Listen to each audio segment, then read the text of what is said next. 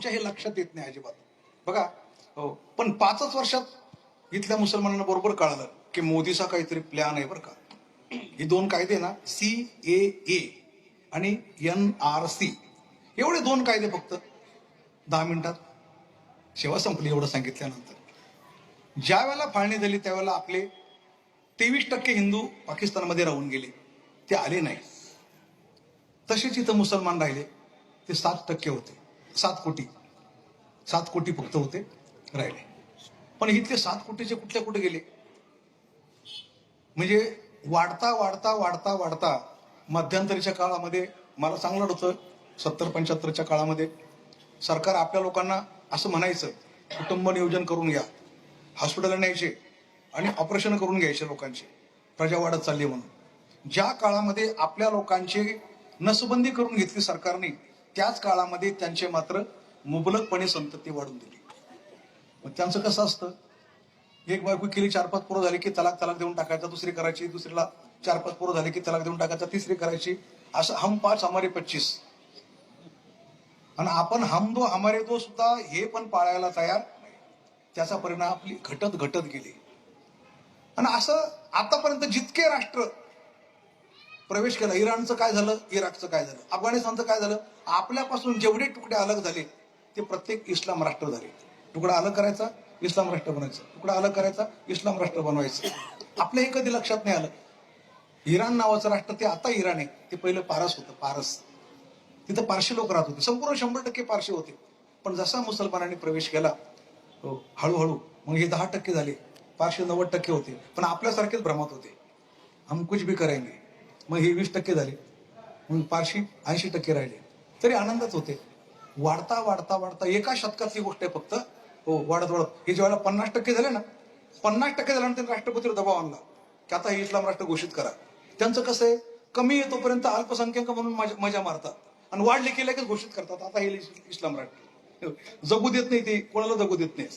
मग ज्यावेळेला ते इस्लाम राष्ट्र झालं त्यावेळेला राहिलेले 50% पारशी जे होते त्यात ते काही धर्मांतरित केले, काही मारले, काही पळून लावले. आणि उरलेले बोटीत बसून मुंबईला आणि गुजरातला आले, तेवढेच फक्त पारशी शिल्लक राहिले.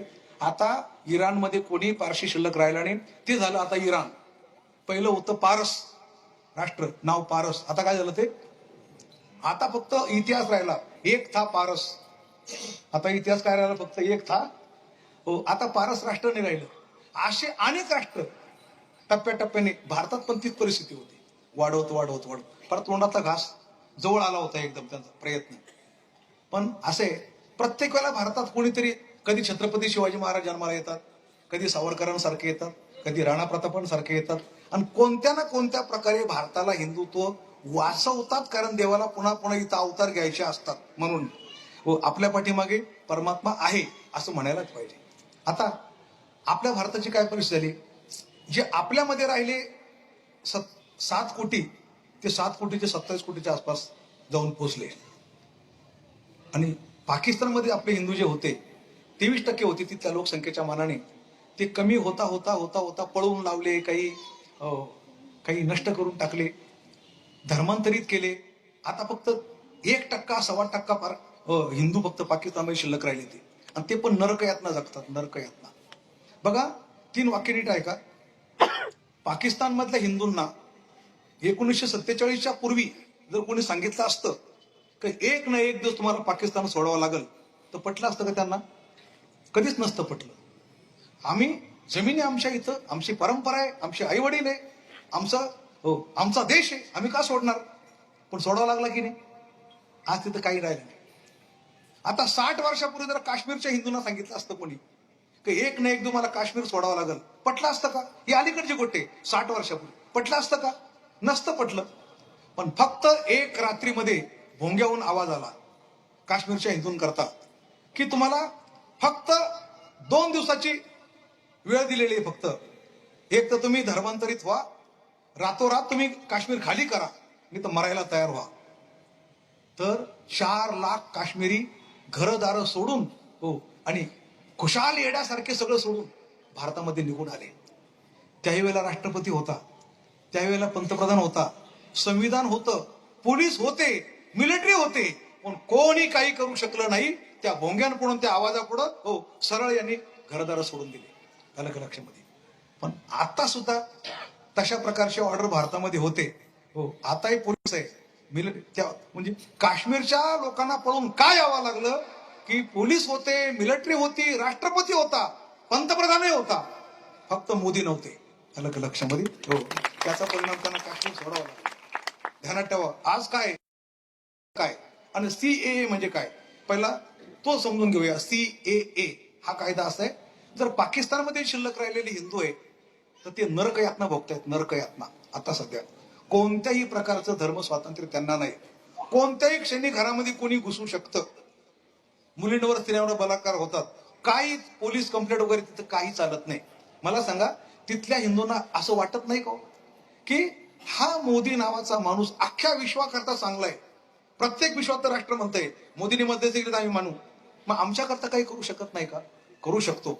आणि म्हणून असा तो कायदा तयार केला सीएए की ज्या हिंदूंना भारताच्या बाहेर राहतात अशा लोकांना जर भारतात यायची इच्छा असेल तर तो एक कायदा तयार केला.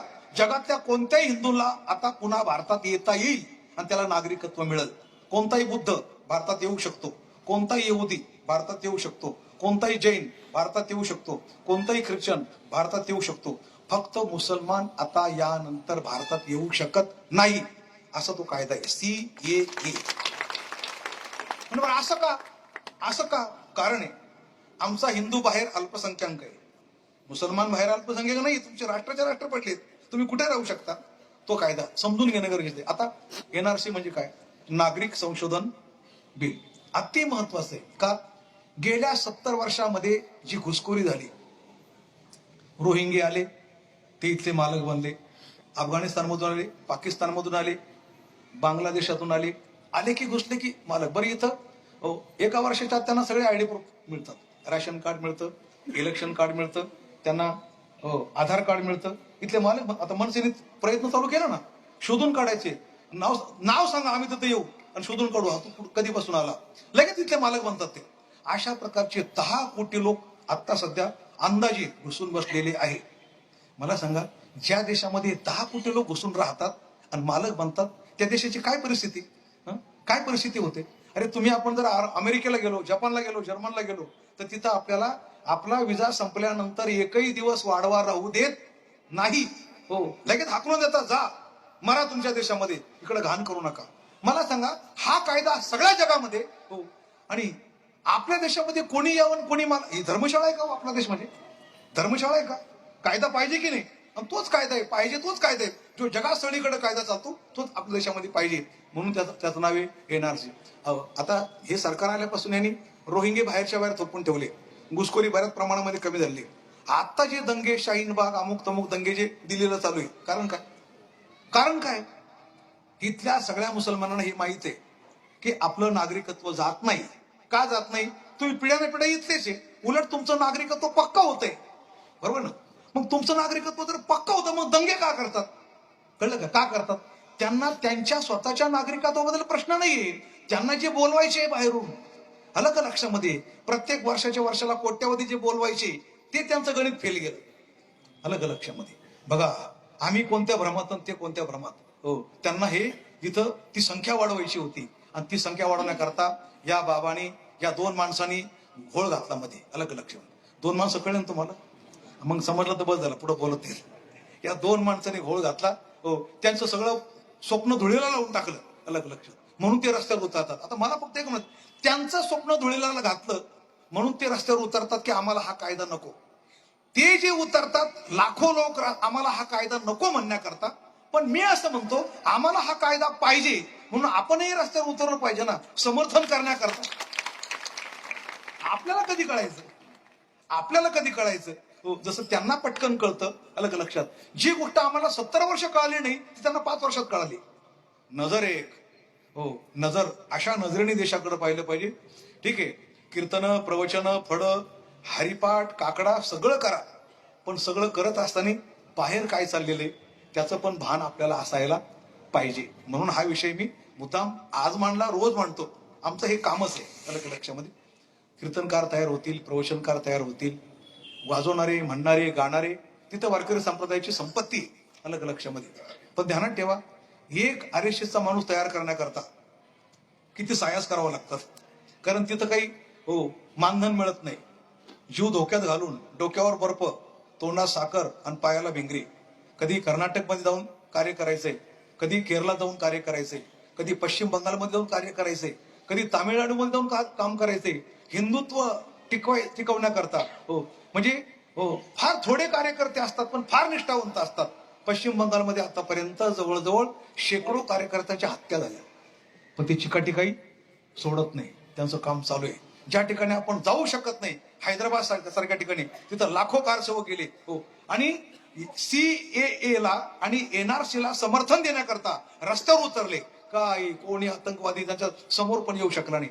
ध्यानात ठेवा, अख्ख्या जगात जो दरार आहे तो RSSचा दरार आहे. अलग लक्षामध्ये की आता पुण्याला जे संचलन झालं, आता लेटेस्ट झालं की नाही, ते किती मोठं होतं. पण शिस्त काय, मुख्यमंत्र्याला आमंत्रण होतं, आले मुख्यमंत्री आणि पब्लिक मध्ये बसले होते, है ना. पब्लिक मध्ये तुम्ही पाहिलं की नाही मला काही माहिती नाही बघा, पण सर्वांच्या तुम्हाला माहिती असायला पाहिजे माझ्यापेक्षा, कारण मी ठाण्यात राहतो, तुम्ही पुण्यात राहतात. पब्लिक मध्ये बसले, संमेलन संपलं, त्यांचा उल्लेख पण नाही केला. पत्रकारांना विचारलं, म्हणे का देवेंद्रजी तुम्हाला तर आमंत्रण केलं होतं, आणि आमंत्रण केलं असताना तुम्ही आले, तुम्हाला काही पाहुणचार नाही, हार दिला नाही, तुम्हाला काही भाषण दिलं नाही, आणि तुम्ही असेच उठले. ते म्हणे ते RSSचे, मी RSSचा, ते जे काम करतात ते मी पण काम करतो. आमच्यात मान सन्मानाची काही परंपरा नाही, ती प्रथाच नाही म्हणे आमच्याकडे. याला म्हणतात शिस्त. आणि आमच्याकडे जर एखादं आमंत्रण आलं, आमदार खासदार आला, तर कीर्तनामध्ये घालील लोटांगण वंदे शरणम, साहेब काय देतात काय नाही, काय देतात नाही. बरं, राष्ट्र जर टिकवायचं असेल, ध्यानात ठेवा, आपल्याला सुद्धा त्या पद्धतीचं कार्य करणं हे अत्यंत गरजेचं आहे. काल परवा तात्याने मला जो कार्यक्रम दिला होता त्र्यंबकेश्वरला, त्या ठिकाणी मी हा विषय मांडला. पण 10 मिनिटात मी हा विषय जो मांडत असतो तो एवढा करता मांडतो की या 2 कायद्याबद्दल प्रत्येक मनुष्य जागरूक असला पाहिजे. कारण हे राजकारण नाही, हा तुमच्या आमच्या अस्तित्वाचा प्रश्न आहे. बरोबर आहे ना. अस्तित्वाचा का म्हणतो बघा, जगातल्या मुसलमानांना कुठेही गेले तरी त्यांना राष्ट्र आहे. अर्ध जग त्यांचे, अर्ध जग, इराण, इराक, बलुचिस्तान, पाकिस्तान, अफगाणिस्तान. पण हिंदूंना भारत सोडल्यानंतर कुठल्याही देशात पाय ठेवायला सुद्धा जागा एवढंच एक आहे, फक्त एवढं एकच. ते सुद्धा जतन कसं करायचं हा मोठा प्रश्न पडलाय, कारण ते सेक्युलर आहे. अलग लक्षामध्ये अनेक प्रकारचे कायदे याच्याकरता निर्माण झालेले ते. म्हणून इथून पुढे तरी आहे त्यांच्याकरता माना सन्मानाने जगता येईल अशा प्रकारचं राष्ट्र राहावं, हा प्रयत्न आहे. म्हणून हे 2 कायदे तयार केले. तर मी असं म्हणेल, राम मंदिराचा निकाल लागला, त्याच्यात तर आपल्याला आनंद आहेच. 370 कलम रद्द झालं, न भूतो न भविष्यती, त्यात तर आनंद आहेच. पण सर्वात जास्त आनंद म्हणजे CAA आणि NRC या कायद्यामुळे भारताला, तुम्हा आम्हाला सर्वांना एक अस्तित्वाचा दिलासा प्राप्त झाला. अशा प्रकारचे हे 2 कायदे भगवान करो हे तुमच्या लक्षामध्ये आलं. आता अलग लक्षामध्ये की हे काही कुठलं राजकारण वगैरे नाही. तुम्ही मला या ठिकाणी आमंत्रित केलं काल्याच्या कीर्तनासाठी. 10 मिनिटं तुमचे वाढवा 2 घेतले बरं का, 10 मिनिट वाढवा घेतले, त्याबद्दल मला माफ करा.